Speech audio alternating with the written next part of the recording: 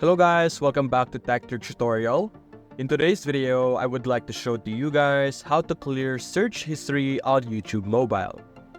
So as you can see right now on our screen, we're currently on our YouTube. And what you're going to do next is you're going to click on your profile on the top right. Over here, click on Settings.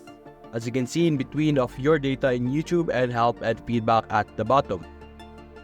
Opening Settings, you will be able to see here in this area under Watch on TV and above Privacy, the option Manage All History.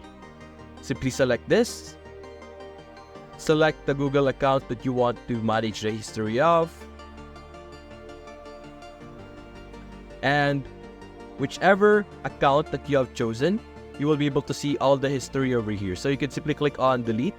You could either delete today, delete a custom range, or you delete all time, meaning all of your watch history will be deleted ever since.